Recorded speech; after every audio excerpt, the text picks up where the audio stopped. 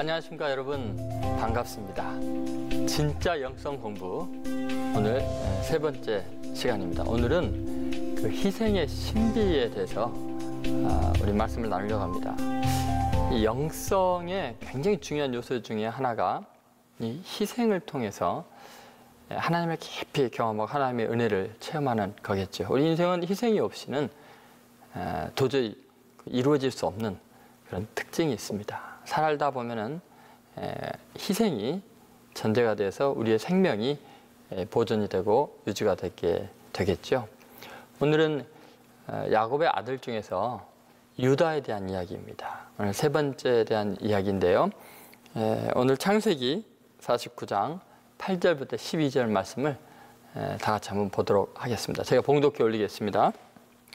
유다야, 너는 내 형제의 찬송이 될지라. 내 손이 내 원수의 목을 잡을 것이요 내 아버지의 아들들이 내 앞에 절하리로다. 유다는 사자 새끼로다. 내 아들아, 너는 움킨 것을 찢고 올라갔도다. 그가 엎드리고 웅크림이 수사자 같고 암사자 같으니 누가 그를 범할 수 있으랴. 규가 유대를 떠나지 아니하며 통치자의 지팡이가 그 발 사이에서 떠나지 아니하기를 실로가 오시기까지 이르리니 그에게 모든 백성이 복종하리로다. 그의 나귀를 포도나무에 매며 그의 암나귀 새끼를 아름다운 포도나무에 맬 것이며 또 그 옷을 포도주에 빨며 그의 복장을 포도즙에 빨리로다. 그의 눈은 포도주로 인하여 붉겠고 그의 이는 우유로 말미암아 희리로다. 아멘.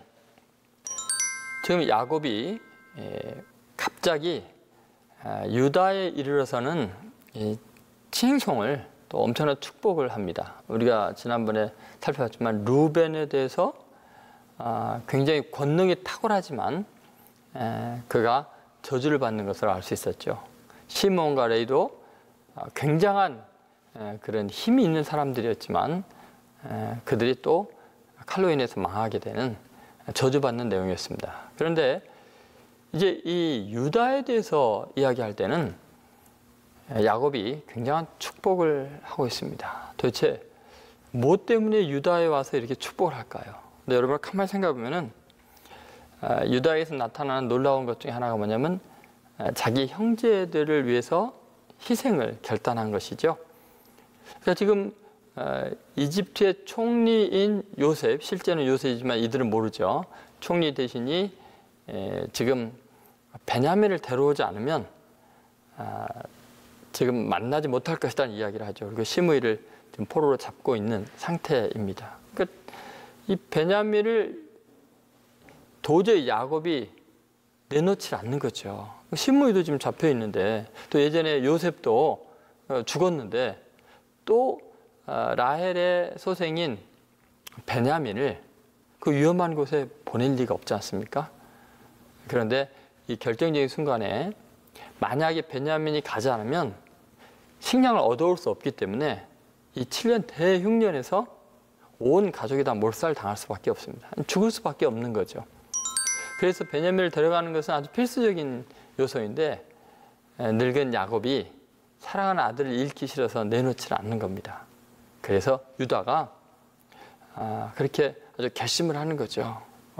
나와 또 우리 자손들을 담보로 다 내놓겠다. 내가 그 아이를 다시 아버지 품에 돌아오게 하지 못하면 책임을 지겠다고, 내가 대신 희생당했다고 그렇게 이야기를 함으로써 야곱을 설득하게 됩니다.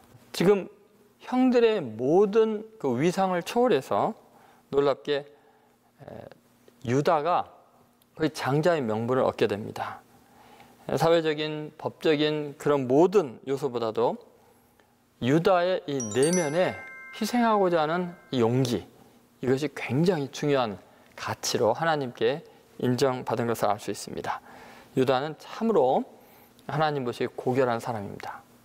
왜 그러냐? 희생을 통해서 그러한 고결함을 부여받게 되죠. 실제 유다의 삶은 그렇게 뛰어난 사람이 아니었습니다. 놀랍게요. 우리가 유다를 생각해 보면은 참 그 마음이 다 무너져 내릴 수밖에 없는 사람이었습니다. 왜냐하면 그의 아들 엘과 오난이 죽임을 당했죠. 그리고 자기 아내가 또 죽었습니다. 그렇게 슬프고 외롭고 절망적인 상황에서 창녀를 샀는데 나중에 알고 보니까 그 창녀가 자기 며느리였습니다. 그리고 그 며느리를 통해서 두 아들을 낳게 되죠. 그러니까 그의 삶은 엉망진창이었습니다. 모든 것을 다 잃어버린, 그리고 자신의 죄 때문에 고개를 들 수가 없는 그 비참한 인생이었습니다. 그런데 놀랍게 자신의 죄를 나중에 인정을 하고 며느리 앞에 미안하다 하고 자기가 더 악한 죄인이라는 고백을 한 뒤부터서 삶이 놀랍게 변화됩니다. 하나님께서는 오히려 그렇게 정말 절망적인 상황, 죄로 가득하고 더럽고 추한 그 유다를 통해서 다윗 왕조를 일으키시죠. 유다 지파에서.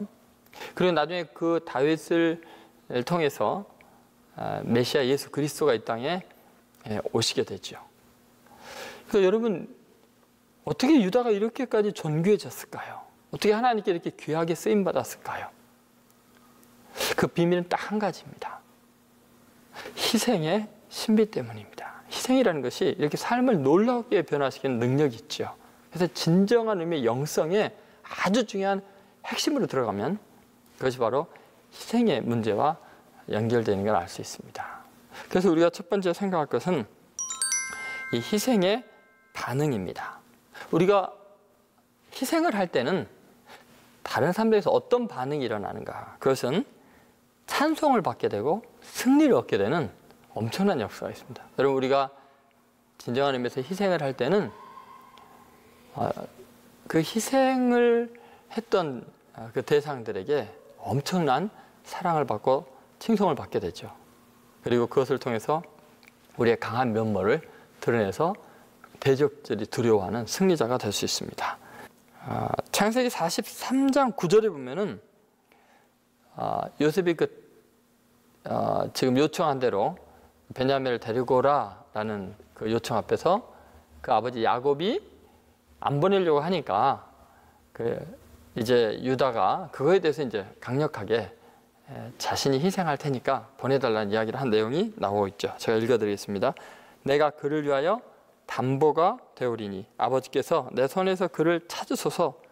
내가 만일 그를 아버지께 데려가 아버지 앞에 두지 아니하면 내가 영원히 죄를 지리이다. 지금 야곱의 생애에서 가장 자식들에게 감격하는 순간이 바로 이 유다가 자기 목숨을 걸고 자식들의 생명을 걸고 지금 베냐민을 지키겠다고, 그래서 꼭 베냐민을 데려가야 된다고 그렇게 이야기한 거죠. 야곱은 아마 평생 이것을 잊을 수 없는 것 같습니다. 그래서 그 유다가 그렇게 자기를 희생하면서 베냐민을 데리고 갔기 때문에 애굽의 총리 대신을 만날 수 있었고 식량을 얻어올 수 있었고 그뿐만 아니라 요셉을 만날 수 있었고 그것을 통해서 고대 근동의 7년 대기근에서 온 가족이 구원받는 놀라운 역사를 이루게 된 거죠. 결국은 이 유다의 자기 비움, 자기 희생이 없었으면 정말 야곱의 그 가족들은 다 몰살당했을 겁니다. 그러니까 이 희생이 어마어마하게 놀라운 은혜를 그 가족들에게 끼친 거죠. 그러니까 야곱의 입장에서 보면은 너무너무 고마운 거기 때문에 모든 가족들이 다 유다를 찬송해야 합당하다고 이야기하는 것입니다. 그래서 그 내용이 8절에 오늘 나와 있는데요. 제가 봉독해 올리겠습니다. 유다야, 너는 내 형제의 찬송이 될지라. 내 손이 내 원수의 목을 잡을 것이요 내 아버지의 아들들이 내 앞에 절하리로다. 이렇게 이야기를 하죠. 여러분, 형제들에게 찬송받는 게 합당하다. 그뿐만 아니라 너의 대적들에게 승리와 영광을 누리게 될 거다. 원수의 목을 너가 잡게 될 거다. 형제들이 다 너에게 절하게 될 거다. 이렇게 이야기를 합니다. 여러분, 이것이 바로 희생을 치른 사람들이 받는 놀라운 복입니다. 내가 누군가를 위해서 희생한 사람은 반드시 그 희생의 혜택을 받는 사람들에게 찬송을 들을 수 있게 되는 거죠. 누군가를 위해서 희생할 때는요, 그 굉장한 용기와 능력이 드러나게 되다 보니까 원수들이 두려워 떨게 되고 원수의 숨통을 쥐게 되는 그 승리와 영광의 그런 삶이 된다는 거죠. 여러분, 누군가를 위해서 내가 희생하기로 결단하면 이렇게 엄청난 찬송과 승리의 영광을 누리게 된다는 것을 지금 야곱이 이야기하고 있죠. 여러분, 한번 예수님을 생각해 보세요. 예수님은 어떠셨죠? 예수님은 그냥 마음으로만 헌신한 것이 아니었습니다. 우리들의 구원을 위해서 당신 자신을 담보로 내놓으신 거죠. 십자가 위에서 자기를 희생하셨지 않습니까? 그렇기 때문에 우리는 우리의 생명을 구원하신 그분을 찬송할 수밖에 없습니다. 예수님은 십자가에 못 박히심으로 말미암아 원수인 사탄의 머리를 상하게 하고 영원한 승리와 영광을 얻으실 수 있었습니다. 승리와 찬송은 희생이라는 터널을 통과할 때 필연적으로 만나게 되는 찬란한 출구입니다. 근데 여기서 생각해 볼 거는 목표 자체가 승리나 찬송은 아닙니다. 그런데 누군가를 위해서 희생하면은 놀랍게 따라오는 것이 바로 칭송과 승리와 영광이라는 사실입니다. 왜냐하면 희생이라는 것 자체가요, 삶을 위대하게 만들기 때문에 반드시 칭송을 듣게 되어 있습니다. 희생하면 아무리 초라한 인생이라도 영광스럽게 되고, 아무리 약한 인생이라도 희생하는 것을 통해서 강한 면모를 부각시킬 수밖에 없는 거죠. 그래서 여러분, 희생은 참으로 위대한 것입니다. 희생의 가치는 이루 말할 수 없을 만큼 본인이나 다른 사람들에게 소중한 것이죠. 예를 들면 여러분, 구약이에요.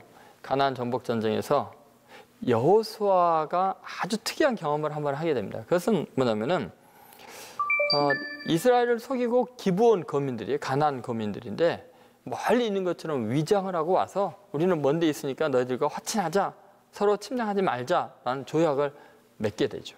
나중에 알고 보니까 가나안 사람들이었고 불과 3일길밖에 안 되는 곳에 떨어져 있었는데 속였던 거죠. 여호와 이름으로 맹세했기 때문에 그들을 치지 못하고 그냥 이스라엘 가운데 있게 하니까 백성들이 원망을 많이 했습니다. 그런데요,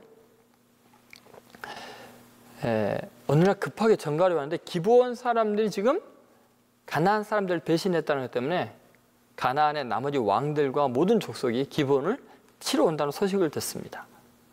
그러니까 아주 급한 상황에 여호수아는 오히려 가나안 사람들끼리 싸우니까 잘 됐다라고, 그리고 우리를 속였는데 저 벌 받는 거다라고 생각하지 않고 마치 자기 일이나 된 것처럼 헌신을 합니다. 그래서 온 군대를 이끌고 3일 길을 가야 되는 것을 밤새껏 달려갑니다. 그래서 기브온을 공격하는 나머지 모든 가나안 군대를 쳐부수게 되죠. 놀라운 사실은 그렇게 약한 기브온 사람들을 구원하기 위해서 온갖 희생을 다한 그 전투가 가나안 정복 전쟁의 결정적인 승리 요인이 되어버립니다. 왜냐하면 주력 군대, 가나안의 왕들의 주력 군대들 거기서 다 격파해버리죠. 3일 길이나 되기 때문에 밤새껏 달려서 올 거는 그들이 상상을 못했죠. 더구나 적들이었던 가나안 사람인 기브온을 도와주기 위해서 밤새껏 3일 길을 달려올 거는 상상을 못한 거예요. 그러니까 무방비한 상태로 그들이 당할 수밖에 없었고, 여호수아는 대승을 거둠으로 말미암아 가나안 정복 전쟁이 그 다음부터 너무나 쉬워지는 엄청난 승리의 영광을 누리게 됩니다.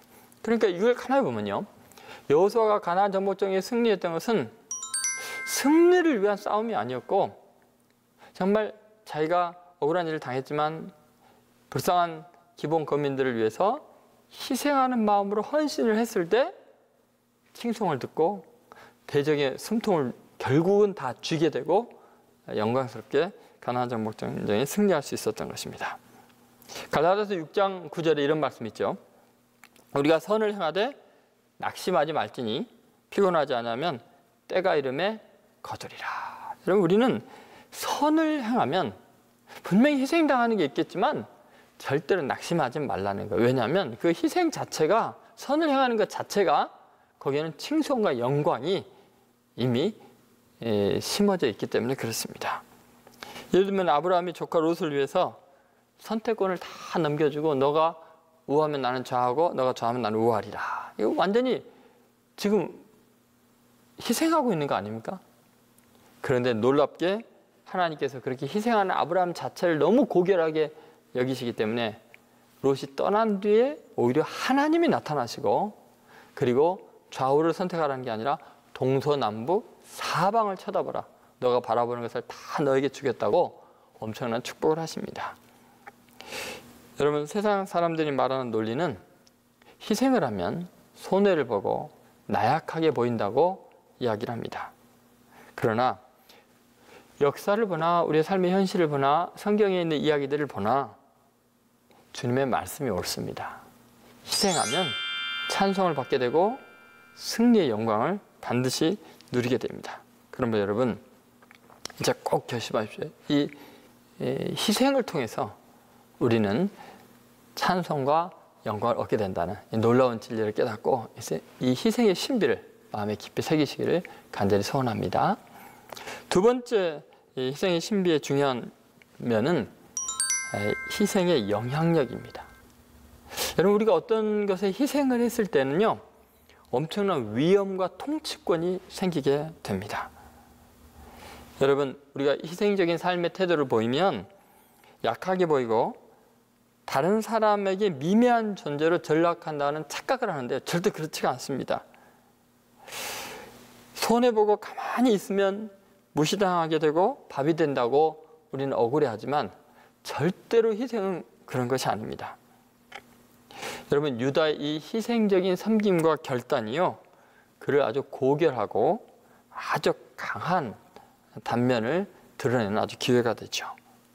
그래서 야곱이 이제 유다에 대해서 축복을 할 때 이런 이야기를 합니다. 9절부터 10절에 있는 말씀입니다. 유다는 사자 새끼로다. 내 아들아, 너는 움킨 것을 찢고 올라갔도다. 그가 엎드리고 웅크림이 사자와 같고 암사자 같으니 누가 그를 범할 수 있으랴.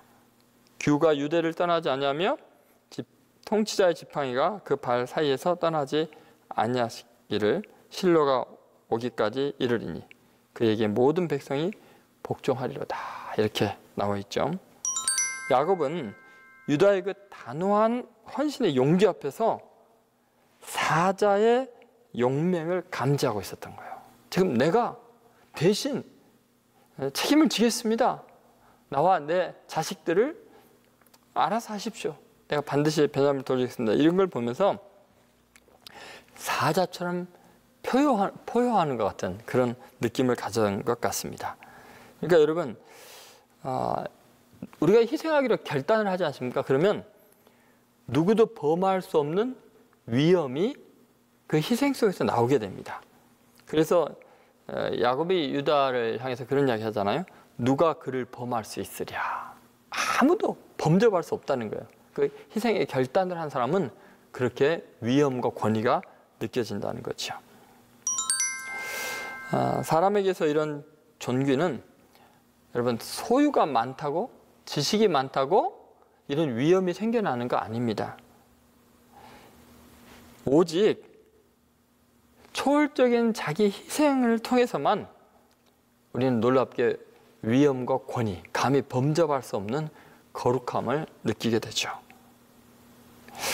사실 생각해보면요, 누가 그를 범할 수 있으랴, 사자 같다, 막 이런 것이 유다에게는 어울리지 않는 일생을 살았었습니다.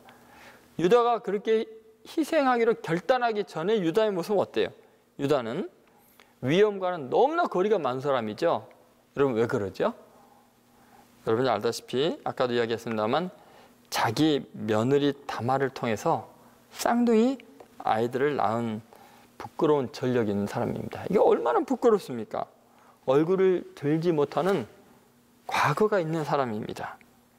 그런데 놀랍게요, 이 지울 수 없는 현실적인 부끄러움의 사실이 지금 자기가 희생하기로 결단하고 형제들을 위해서 죽기를 각오할 때 놀랍게 다 씻어집니다. 오히려 위엄과 통치권까지 받게 되죠. 우리는 유다의 자기 희생적인 결단을 통해서 그의 부끄러운 과거를 우리 자체도 깨끗이 잊었다는 것을 한번 생각해 보십시오. 얼마나 비윤리적이고 부끄러운 일인데 우리가 유다를 생각할 때 그 이미지가 어떠세요? 늘 유다는 예수 그리스도의 조상, 다윗의 조상 해서 굉장히 고결하게 느껴지지만 실제 유다의 삶은 너무너무 비참하고 자식들을 잃고 아내 잃고 자기는 며느리와 간음을 행하고 형편없는 모습이었습니다. 그럼에도 불구하고 여러분 놀랍게 하나님께서는 희생을 선택한 유다를 부끄러움을 다 씻어주시고 가장 존귀한 위엄과 권위를 입혀줬던 거죠.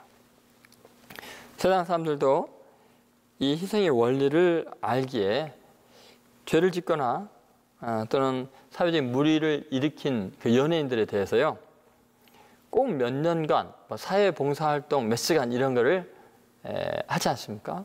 여러분 생각해 보세요. 왜 사회 유명 인사들이 죄를 짓고 부끄러운 죄를 지으면 사회 봉사를 시킬까요? 그것이 사실은 그들에게는 가장 소중한 명예와 권위를 다시 회복하는 중요한 요소입니다. 왜냐하면 자기 희생적인 면모를 보일 때 과거의 부끄러움이 지워지고 사라지는 놀라운 일이 일어나기 때문에 그렇습니다. 통치자의 지팡이, 곧 왕의 홀, 규가 떠나지 않는다는 것은 막강한 영향력이 지속될 것을 의미하죠. 그래서 그에게 모든 백성이 복종하리로다 이렇게 이야기합니다. 여러분, 유다가 결국 궁극적인 통치자, 왕이 된다는 것을 이야기하죠. 종말적 메시아 상이 여기에 나오고 있습니다. 다른 사람을 위해서 자신과 자기에 속한 모든 것을 담보로 희생한 사람은 그 다른 사람들에게 중요한 의미를 지닌 존재로 부각이 되게 됩니다. 여러분, 어느 사회나 단체의 진짜 주인이 누구일까요? 그 단체나 그 사회를 위해서 헌신하고 희생한 사람이 실제적으로 그 단체 주인이나 마찬가지입니다. 얼마나 많이 희생했느냐가 그만큼 많은 통치력, 지배력을 지니게 되죠. 여러분, 자기에게 속한 모든 사람들의 일생에 그 사람의 은혜를 결코 잊을 수 없게 하는 것이 바로 희생이라는 걸 잊지 마십시오. 이것은 적어도 그에게 섬김과 희생으로 헌신한 이 나라는 존재가 영향력 있는 존재라는 것을 의미합니다. 어떤 의미에서 그의 인생에 깊이 들어갈 수 있고 실제로 그가 결단하고 선택하는 모든 것에 아주 밀접한 영향력을 끼치는 것은 바로 내가 얼마큼 그에게 희생을 했냐에 따라서 결정이 되는 것이죠. 개인적인 관계 속에서 늘 그렇습니다. 내가 진짜 섬기고 희생한 사람에게는 나는 굉장히 의미 있는 존재가 되고 그가 어떤 걸 결정할 때 나의 눈치를 보고 나와 의논을 할 수밖에 없게 되는 것입니다. 결국은 여러분, 내가 얼마나 영향력이 있는 사람이 되는가의 문제는 내가 얼마나 많이 섬기고 희생했는가로 결정이 된다는 거죠. 사도 바울도 마찬가지입니다. 자기가 세운 그 교회에서 당당하게 자기의 사도권을 주장하면서 자기의 메시지를 경청할 것을 주장하게 되죠. 자기의 사도가 된 표는 바로 자기 희생적인 사랑의 섬김이었다고 이야기를 합니다. 예를 들어 고린도후서 12장 12절에 사도의 표된 것은 내가 너희 가운데서 모든 참음과 표적과 기사와 능력을 행한 것이라 이렇게 이야기합니다. 그리고 고린도후서 12장 15절에 잘 들어보세요. 내가 너희 영혼을 위하여 크게 기뻐함으로 재물을 허비하고 또 내 자신까지 허비하리니 너희를 더욱 사랑할수록 나는 덜 사랑을 받겠느냐 이렇게 이야기하죠. 그러니까 여러분, 재물을 허비하고 자신까지 허비하는 희생과 섬김 속에서 권위가 주어지는 겁니다. 더 많이 사랑할수록 더 많이 사랑받게 되어 있습니다. 이 진리를 바울은 알고 있었던 거죠. 근데 사실은 바울의 과거는 너무 부끄러운 거였잖아요. 스데반을 돌로 쳐 죽이고 수많은 죄 없는 사람들을 예수 믿는 이유로 감옥에 가두고. 그럼 여러분, 과거의 그 부끄러움을 어떻게 해결하겠어요? 그 실수를? 바울은 그래서 자기 자신을 관대로 다 부어드릴 정도로 희생을 하고 사랑을 하는 거죠.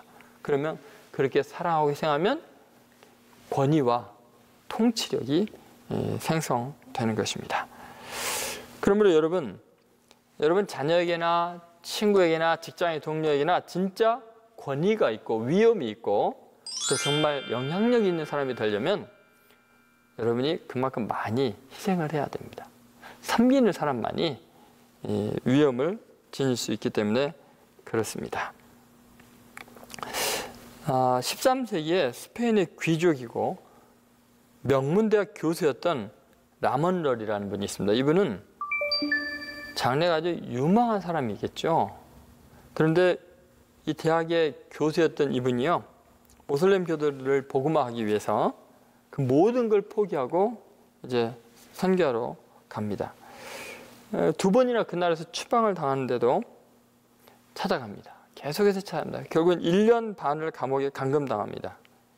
노인이 되어서 성벽으로 끌려가 돌에 맞아 죽을 때까지 그의 마지막 말은 오직 예수, 오직 예수였습니다. 죽기 직전에 그는 이렇게 말했습니다. 사랑하지 않는 사람은 살아있지 않은 것이고 그리스도에 인하여 사는 사람은 결코 죽지 않는다. 사실 그가 이미 목사 안수식 때 이렇게 이야기했습니다. 주 하나님, 당신께 나 자신, 나의 아내, 나의 자녀, 그리고 나의 모든 소유를 드립니다. 오직 그리스도를 향해서 죽는 날까지 끝까지 독점적인 사랑을 드렸던 사람입니다. 여러분, 이런 사람들이 바로 영향력 있고 위대한 사람들이죠. 예를 들면 예수님께서 바로 이렇게 우리를 끝까지 사랑하셔서 당신을 희생하신 분이죠. 예수님이 우리의 주님이 되고 그분이 권위가 있고 우리가 그분의 다스리심에 복종할 수밖에 없는 것은 그분이 우리를 위해서 엄청난 희생을 했기 때문입니다. 빌립보서 2장 5절부터 11절에 있는 것처럼 그리스도는 자신을 다 버려서 종의 형체를 가지고 죽기까지 복종하셨습니다. 그래서 모든 무릎을 예수의 이름에 꿇게 하는 거죠. 그러니까 여러분, 희생이 놀랍게 권위를 주고요, 그 희생한 것만큼 통치력이 생긴다는 것을 예수님의 생애를 보면 잘 알 수 있습니다. 우리는 어떤 그 지식이나 돈이나 권력을 가지고 사람들을 다스릴 수 있고 또 그 권위를 얻을 수 있다고 생각하는데 그건 성경적이지 않습니다. 세속적인 방법이죠. 정말 권위가 서려면 그것은 사랑을 통해서 희생하는 것밖에는 방법이 없다는 것입니다. 그러면 여러분, 끝까지 우리도 주님 앞에서 그렇게 살아갑니다. 절대적인 복종을 주님이 우리에게 요구하시는 이유는 그분께서 절대적인 희생을 우리에게 하셨기 때문에 그렇습니다. 사랑과 희생이 위엄과 통치권을 부여한다는 놀라운 비밀을 여러분 잊지 마세요. 그러니까 희생하면 권위가 생긴다, 통치력이 생긴다, 희생한 만큼 영향력 있는 존재가 된다는 것을 잊지 마시기를 주의 이름으로 소원합니다. 자, 세 번째, 희생의 자세입니다. 여러분, 우리가 희생할 때 정말 자기의 태도와 자세는 그 희생을 의미 있게도 할 수 있고 무의미하게 만들 수도 있습니다. 그래서 희생을 할 때 어떤 자세와 마음가짐을 하느냐는 결정적으로 중요한 일이 될 수 있습니다. 그 희생은 겸손을 통해서 그리고 구원을 이루기 위해서 해야 합니다. 자, 11절, 12절 말씀 같이 한번 읽어보겠습니다.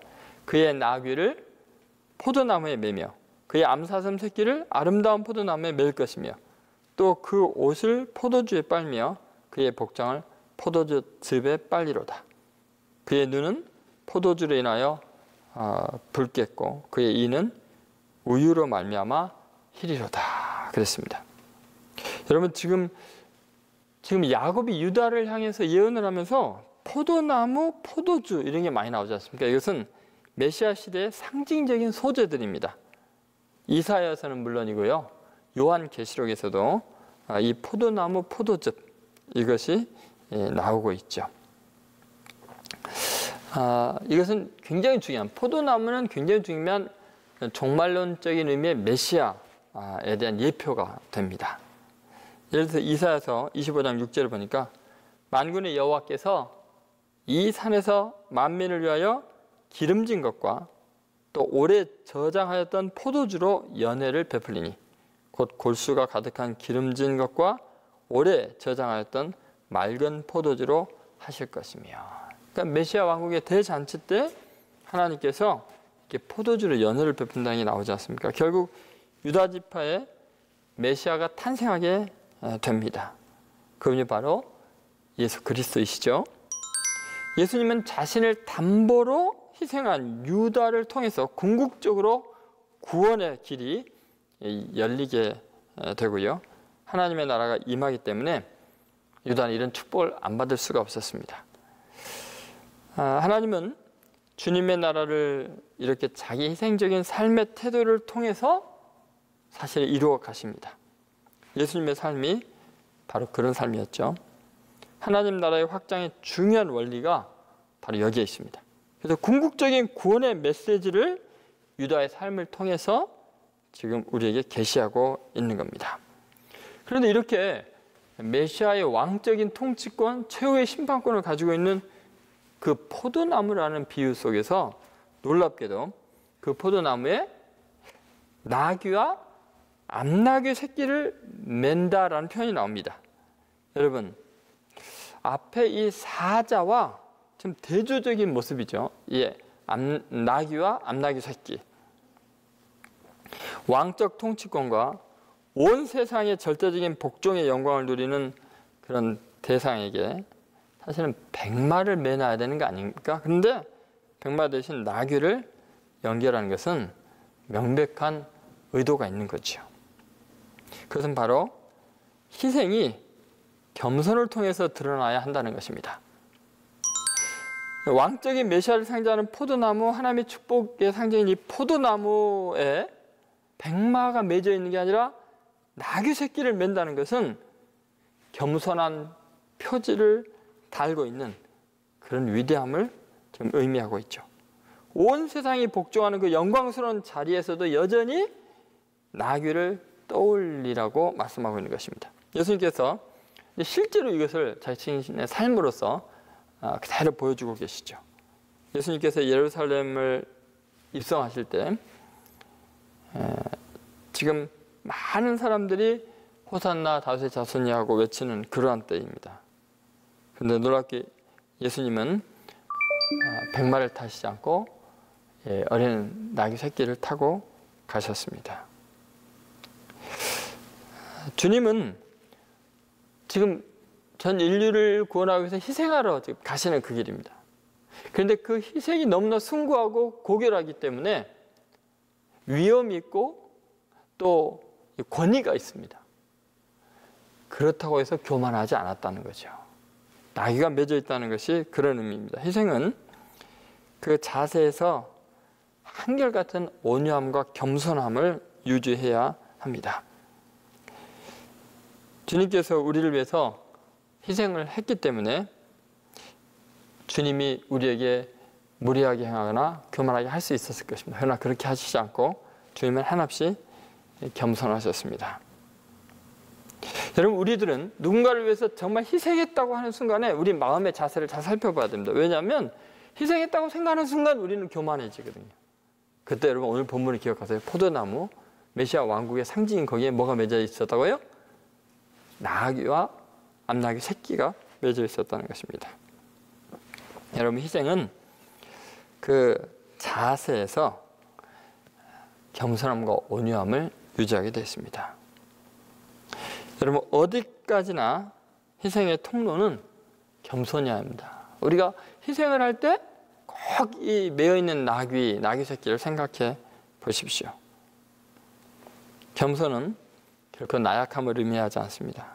최후의 심판의 권능을 부여받는 것이 바로 이 겸손입니다. 특히 포도주에 옷을 빤다라는 표현은 요한계시록에서 어린 양의 혼인잔치에 직접 인용한 말씀입니다.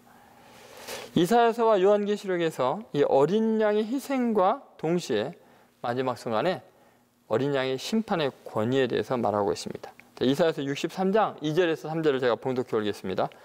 어찌하여 내 옷이 붉으며 어찌하여 포도주 틀을 밟는 사람의 옷과 같으냐. 나는 혼자서 포도주 틀을 밟듯이 민족들을 짓밟았다. 민족들 가운데서 나를 도와 함께 일한 자가 아무도 없었다. 내가 분내어 민족들을 짓밟고 내가 격하며 그들을 짓밟았다. 그들의 피가 내 옷에 튀어 내 옷이 온통 피로 물들었다. 여러분, 이사야서 63장 2절에서 3절에 있는 이 말씀, 이 포도주 틀을 통해서 굉장히 중요한 것을 상징하고 있죠. 그런데 이것은 요한계시록에서 그대로 잘 예언이 성취되고 있습니다. 예를 들어 요한계시록 19장 13절부터 16절에 또 그가 피 뿌린 옷을 입었는데 그 이름은 하나님의 말씀이라 칭하더라. 하늘에 있는 군대들이 희고 깨끗한 세마포를 입고 백마를 타고 그를 따르더라. 그의 입에서 이한 검이 나오니 그것으로 만국을 치겠고 친히 저희를 철장으로 다스리며 또 친히 하나님 곧 전능하신 이의 맹렬한 진노의 포도주 틀을 밟겠고 그 옷과 그 다리에 이름 쓴 것이 있으니 만왕의 왕이요 만주의 주라 하였더라. 아멘. 결국은 진노의 포도주 틀을 밟는 이 심판에 대한 이야기가 나오고 있죠. 결국은 이렇게 가장 겸손한 모습으로 섬기는 거기에 심판의 권능이 있다는 것을 알 수 있습니다. 결국은 12절에서 잔치 속에서 축제를 누리는 모습이 나오고 있습니다. 아주 건강한 아름다움이 드러나 있죠. 눈은 포도주로 인해 붉고 이는 우유로 말미암아 희다라고 말합니다. 여러분, 결국은 우리가 어떤 것에 희생을 할 때 종국에 와서 천국의 잔치를 맛보고 강하고 아름다운 모습으로 영적인 영향력을 끼치는 위대한 인물이 된다는 거죠. 여러분, 이 희생이 얼마나 소중한가? 이 아드니람 저드슨의 아들이 아버지가 범마에서 순교당했을 때 이야기를 한 것이 있습니다.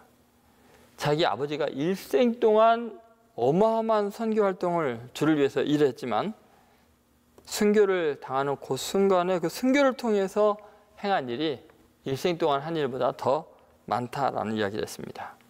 다시 말해서 일생 동안 봉사를 하더라도 최후의 한순간에 희생하는 것만큼 더 값지지는 못하다는 것입니다. 그리고 그는 이 깊은 진리를 덧붙여서 이런 말을 했습니다.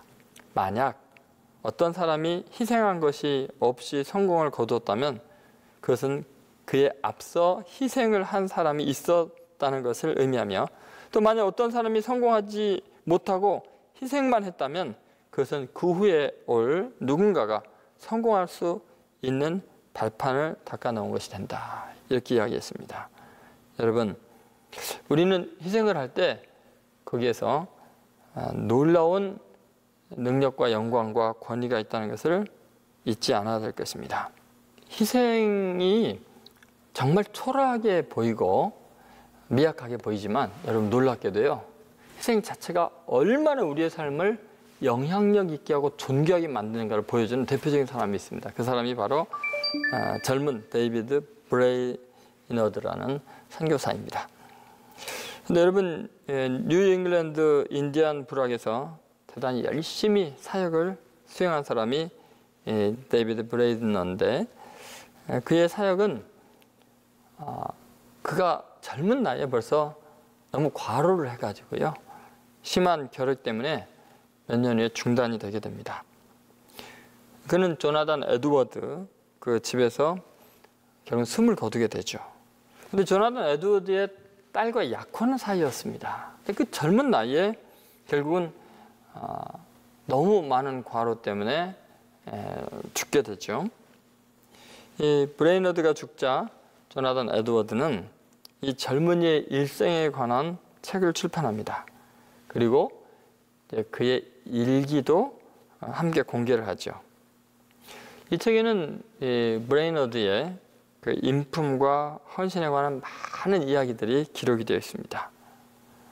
그리고 선교 사역을 하는 많은 사람들에게요,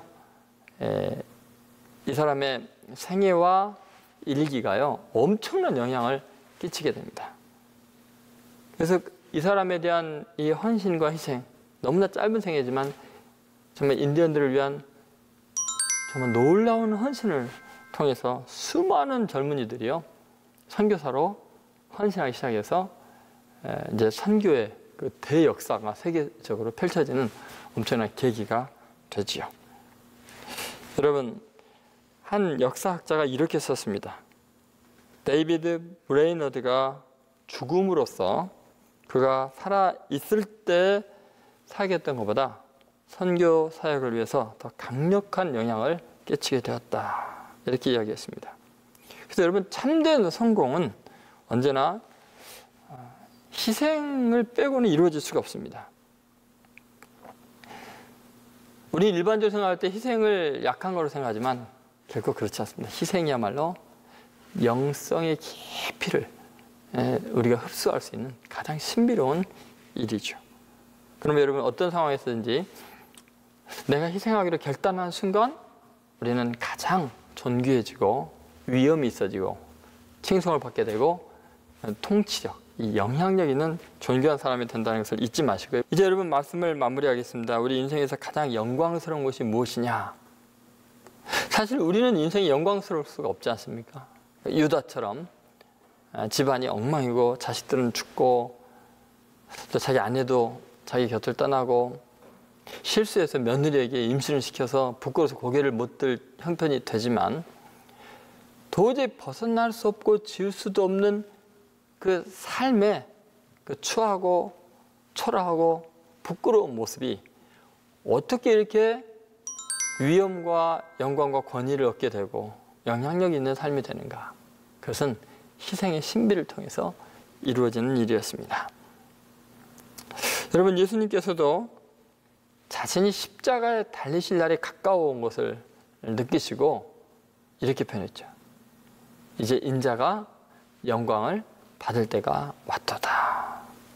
여러분, 예수님이 생각하는 그 삶에 있어서의 희생이라는 것은 억울한 게 아니었습니다. 그것은 가장 영광스러운 일이었습니다. 왜냐하면 희생을 통해서 우리는 칭송을 듣고 영광을 누리기 때문입니다.